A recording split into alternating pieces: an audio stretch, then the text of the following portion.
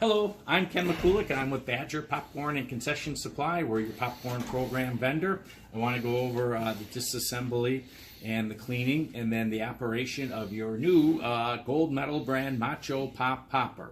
So first thing that I want to do is just show you some quick disassembly features of this popper. You have two swing out doors on here, and the doors are made out of Lexan. You always want to make sure that you don't want to use an ammonia-based cleaner or anything like that. An alcohol-based cleaner or plain water would be the best. We have a product that Dennis here at the Kalahari in the Wisconsin Dells should be able to get you. It's our Watchdog heavy duty glass cleaner, and this is an alcohol based product. And so I'd be able to spray this onto my doors to clean those off, the Lexan panels, my glass, and the popper ceiling in order to clean that off. If I want to remove the doors, they do just lift off. So doors lift right off of a gold medal popper, and you can lift those up if you wanted to take those to a different area to clean those. There's a drop pan on the front, and the drop pan is simply held on by 6 magnets, 3 on each side. If I want to remove this so that I can take a cotton rag and wipe all my popcorn out of there or clean the corn deck, I simply pull on it, the magnets release, and those can come off as well. To remove the kettle from a gold medal popper so that you can more easily clean the backside of the kettle, the hanger arm, and the glass panels, there is a twist lock plug that the kettle gets its power supply from in the ceiling. When I want to remove my kettle, I need to first of all release the power supply by turning this screw style plug clockwise. You'll notice there is an arrow right here that clicks into position. I'm just turning this counterclockwise until the power supply releases.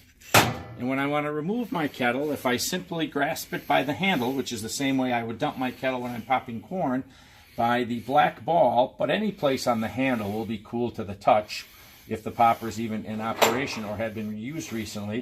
If I just tilt it at a 45-degree angle just to get the kettle shaft clear from the ceiling, the kettle simply rests between 2 hanger arms. And at this point now I can simply lift and remove my popper kettle. This makes it very easy. If I set my popper in a kettle down on a counter nearby for me to wipe off the backside of the kettle, I can lift the lids and clean this part off, but mostly what it does is makes it very easy for me to go ahead and clean my entire cabinet more thoroughly. Again, using my Watchdog glass cleaner, I can now spray, say, the ceiling, the back hanger arm, and my glass, and without my kettle in the way, cleaning these areas is very easy to do. The removal of the kettle and the cleaning of the glass is typically something that a customer might do about once a week. On a daily basis, a simple wipe down of the cabinet with a paper towel or cotton rag over the kettle, lids, I lift up the lids while it's suspended, and the lips and the sides is sufficient on a day-to-day basis, as well as simply wiping down and taking the oil that might have splattered onto the glass and cleaning that off.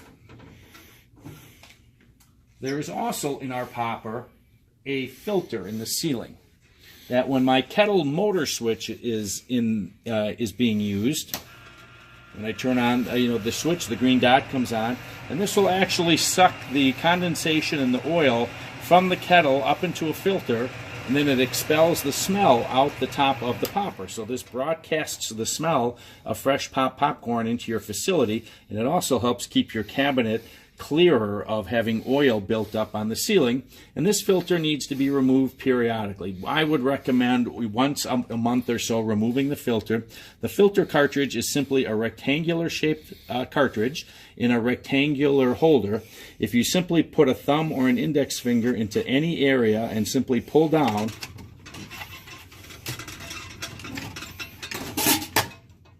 the filter cartridge removes.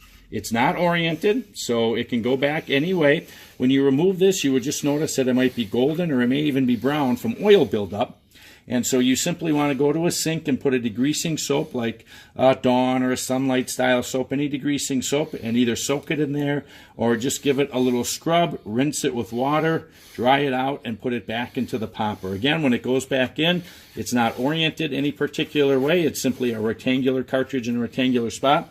There are 2 catch tabs on the left-hand side of the cabinet of that holder. I usually angle those in and simply push it back in, and my cartridge goes back in. When I want to put my kettle back in, simply lift up the kettle. You can hold it by the box on the bottom as well. And again, have it at approximately a 45-degree angle.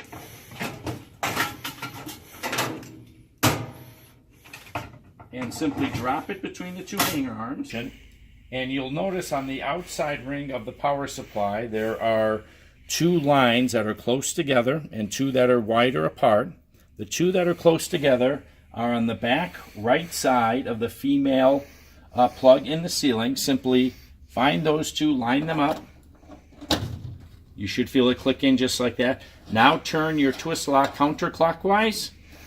At the top, you should see the small arrow come around, and it should center itself and click very cleanly into position. And now your kettle is back into place. Now I can put my drop tray back in and my doors.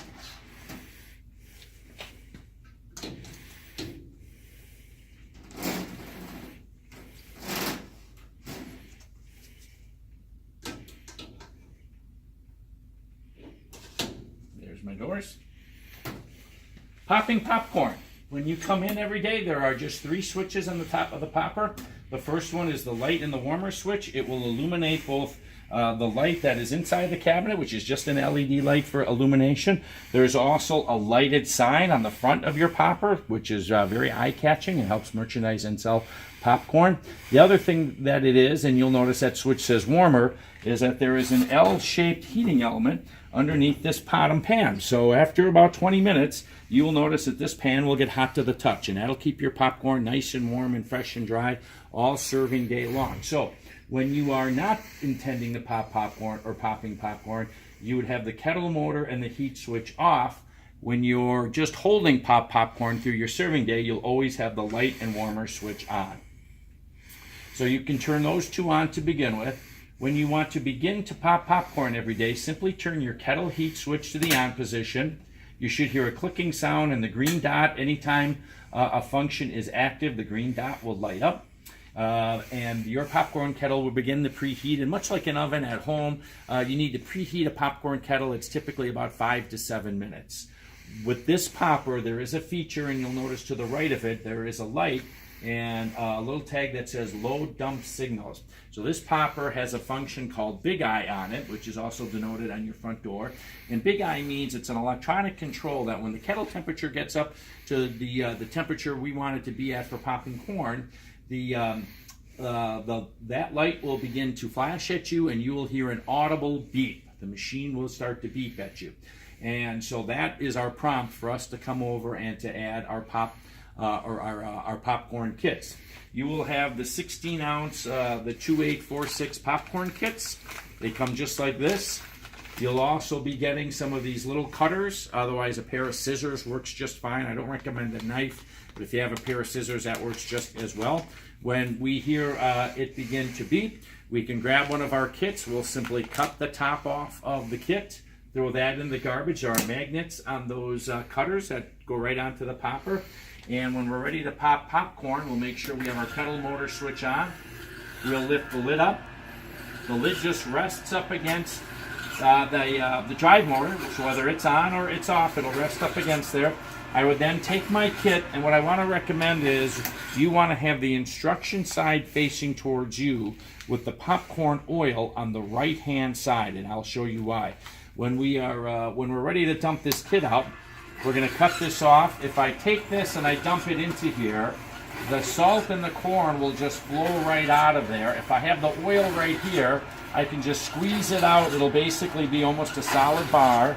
Come back again, turn it over, and squeeze that right into there. And it'll come out very neatly and cleanly. Also, they make these popcorn kits out of a very high-grade polish, so they will not melt onto the hot kettle. So even though my kettle was hot, I can rest them on here, just let the salt and the corn flow out. When I have my oil, I can squeeze it out. Then typically you'll come back, fold the oil compartment over in half, squeeze it up a bit, come back and just squeeze the rest of that off. And you don't have to get any more oil out than that, and then simply drop your lid down, and I would have all 3 switches going, and we will be popping corn. I was shutting the motor switch off because we actually aren't popping corn in this one. It's going to be used at a later date, so I didn't want to put a popcorn kit into it. But you would always have the motor switch and everything on. When I just didn't have it on right now because otherwise it makes a little bit of a grinding sound. So that's how we would load our popper. Takes about 3.5 minutes for a kettle of corn to pop out. What would happen is you would probably hear popcorn kernels starting to pop less frequently. When you only hear one pop every 2 to 3 seconds, you can grasp your popper kettle by the black handle, and you can pivot it so the kettle pivots on its own axis. There's a little breaker on the back of the hanger arm. You will tap, tap, tap, and go back the second time to remove all the popcorn from the kettle, and then you can simply add another kit to it. The big eye would have begun to beep at you. So anytime the kettle temperature rises above 500 degrees, for instance, when it first heats up, we'll put the popcorn kit in. It takes about 10 seconds for that tone and that light to stop flashing. The sensor has to pick up the lower temperature that happened when we added the corn oil and the salt to it, and that takes a little bit. Then it'll shut off. Then the corn will all pop out of there, and at the end of that popping cycle, it will flash a light and it will beep at you again. So that's your prompt for if you hadn't already dumped the kettle, and you can certainly dump ahead of that, but that's your prompt to either dump that kettle and reload, add another kit to it, or dump that kettle out, and I can always make that tone go away by shutting my kettle heat switch off. So if you were done popping popcorn at that time, you can just turn the heat switch off. If you want to keep popping, just put another kit in there. What that is it's a feature that makes it very difficult for us to burn popcorn, because the machine is prompting us to come over and either dump it and shut it off, or dump it and add another one. But either way, that should prevent us from having burned popcorn, because nobody likes burned popcorn. So so we're going to test that and wait for that to come on. Your cleaning typically on a daily basis when you had your cabinet would simply be to take a cotton rag. If you wanted to put a little bit of the Watchdog glass cleaner on there, you can do that. It would simply be to wipe off the top of the popper. I'll usually lift up the lids and wipe the lips off as well. Put that back one down, wipe that off. Any place you saw oil run down the kettle, any place like that, we want to wipe that off. We can lift that up, we can wipe that off. Go all the way around here. Typically speaking, we'll just try to wipe down the glass, any oil that might have splattered on the glass that we can easily get to. We can wipe that down, wipe down our drop pan here. And the doors, you can clean those in place. And wipe her all down, wipe the ceiling down a little bit. So a cotton rag or paper towel is your best way to keep your popper clean on a regular basis. Go. So when we turn on our kettle heat switch, we'll get, when it is ready to pop popcorn, that's when our light will come on and the popper will start to make the beeping sound that you hear right now. That's when I would turn my kettle motor switch on, and that is when I would now add my popcorn kit into there. About 10 seconds later, it would shut off and then pop out, and at the end of that piping cycle, that will happen again. If you have any questions or any issues with your popper, don't hesitate to reach out to Badger Popcorn. Our phone number is 1-800-962-6227, or you can email us at getpoppin, that's GETPOPPIN, no G, just getpoppin at badgerpopcorn.com. We're happy to answer any questions you might have, or feel free to reach out to Randy or Dennis and they can get your inquiry to us as well. So from Ken McCulloch and the rest of the crew at Badger Popcorn, We appreciate the opportunity to work with everybody at the Kalahari, and we hope you sell a lot of popcorn. As a note, when you're selling popcorn, if any of your customers ask, the popcorn kits that you're using are coconut oil. So they use coconut oil in there. A lot of folks love pure coconut oil, find it to be very healthy. And all the products that you make are going to be 100% whole grain.